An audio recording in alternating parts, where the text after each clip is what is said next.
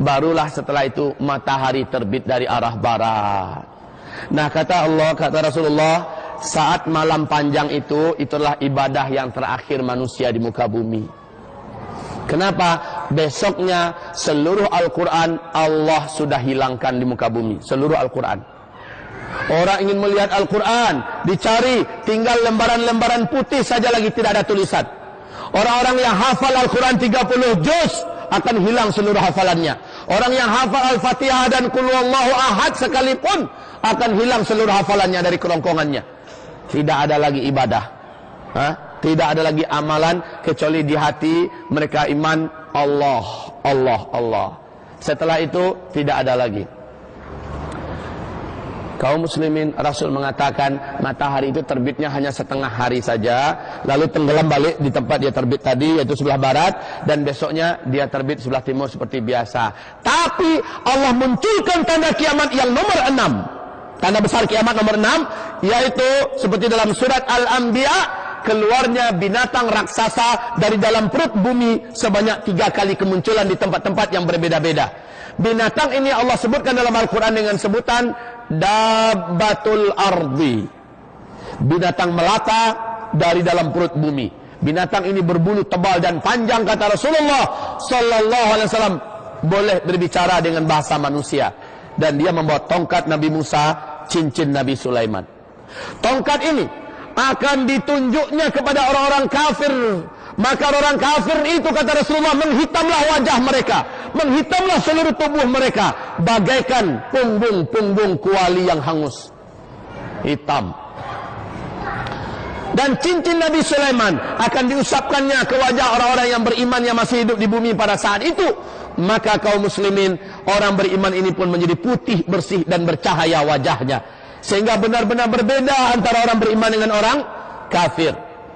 Maka setelah itu, kata Rasul, muncullah tanda besar kiamat yang nomor 7, yaitu angin lembut bertiup dari arah timur. Angin lembut bertiup dari arah timur. Angin ini sejuk, lembut.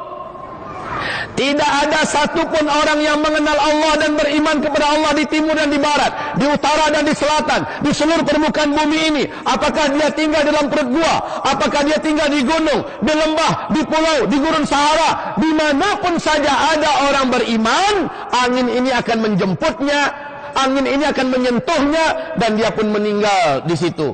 Orang beriman akan meninggal serentak di muka bumi pada saat itu. Seluruh orang yang mengenal Allah, beriman kepada Allah, apakah imannya kuat, apakah imannya sedikit, meninggal serentak.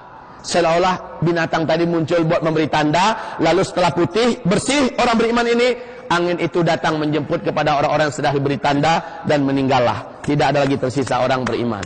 Faham sekarang kenapa Nabi mengatakan selama masih tersisa satu saja orang beriman di muka bumi, Allah akan tunda kiamat itu 40 hari lagi. Ini pertanda seluruh orang beriman akan Allah wafatkan secara serentak, sebagai tanda besar kiamat yang nomor 7.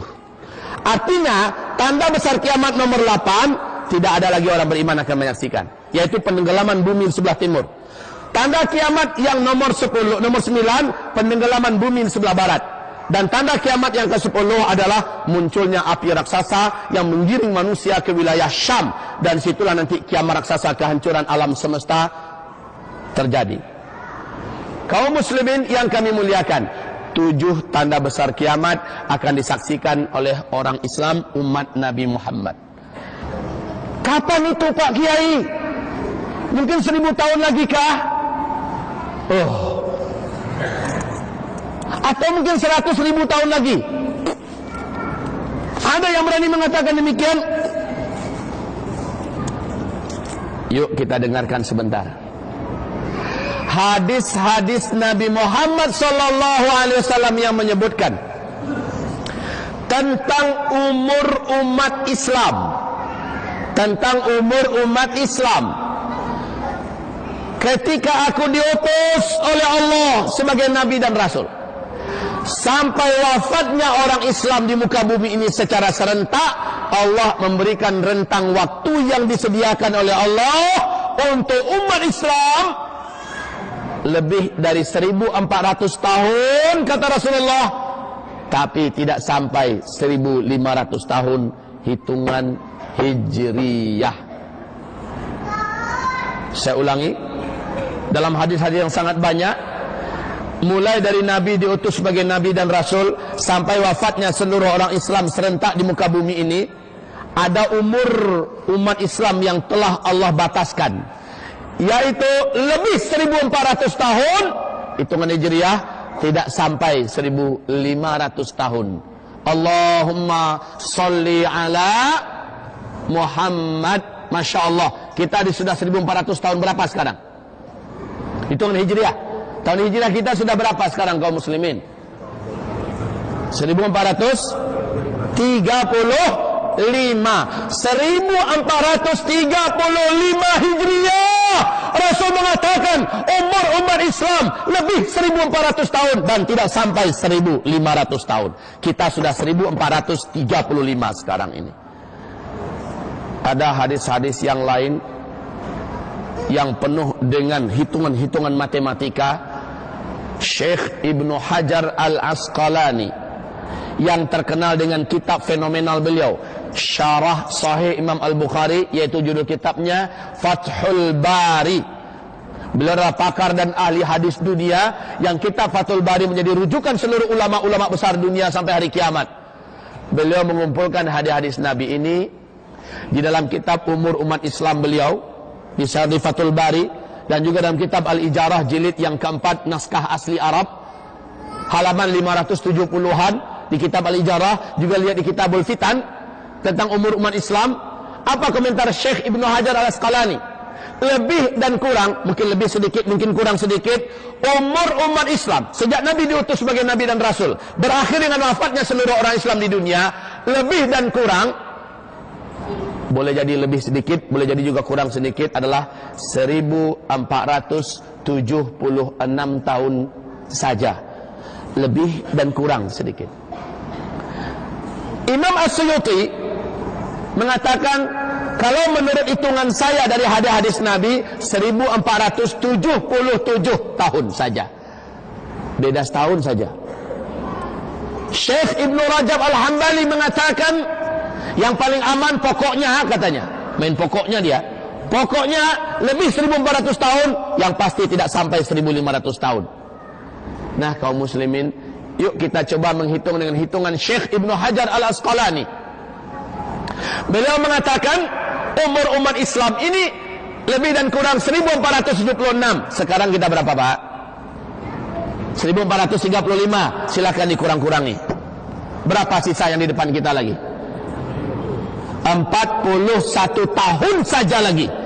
Lalu umat Islam akan meninggal serentak. 7 tanda besar kiamat akan kita dapati, akan kita temukan. Masya Allah, la haula wa la quwata. Allah, Allah, Allah, Allah. Hitungannya Hijriyah loh. Hijriyah itu mulai dihitung sejak kapan? Sejak Nabi Muhammad hijrah dari Mekah ke Madinah kan? Artinya ada 13 tahun semenjak beliau diutus sebagai Nabi dan Rasul, belum kita masukkan dalam hitungan. Artinya yang 41 tadi dikurangi lagi 13. Berapa? Tinggal 28 tahun lebih dan kurang ke depan. Makanya ulama-ulama besar Timur Tengah sekarang mengatakan, memperingatkan manusia semua bahwa kasus pertempuran, peperangan, pembantaian yang terjadi di Suriah hari ini adalah cikal bakal tegaknya khilafah yang terakhir di muka bumi. Karena khilafah akan tegak di Damaskus dan berjayanya nanti di Palestina, kata Rasulullah dalam hadis-hadis beliau yang sahih. Kaum muslimin yang kami muliakan, Masya Allah, kita sedang menuju akhir zaman. Pak Kiai, Ustadz, kami berat menerima dan mungkin kami tidak percaya. Ya terserah. Faman syaa falyu'min wa man syaa falyakfur. Yang mau percaya, imanilah ini. Yang tidak mau percaya, kufurilah. Tidak ada masalah. La ikraha fid din.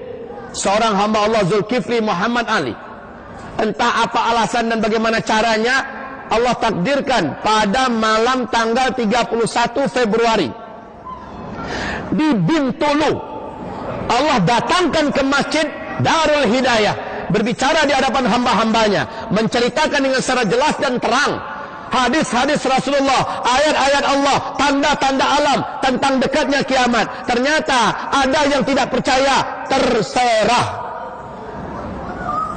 Tidak ada yang memaksa. Tapi yang percaya, maka ada tawaran berikutnya yang ditawarkan oleh Rasul. Tawaran bahasa Malaysianya benar, tawaran juga. Ada tawaran Rasulullah kepada umatnya. Yang percaya, kalian lakukan ini, kalian lakukan ini, kalian lakukan ini, agar kalian selamat, agar kalian terjaga. Yang tidak percaya, maka dia masih menari-nari di muka bumi ini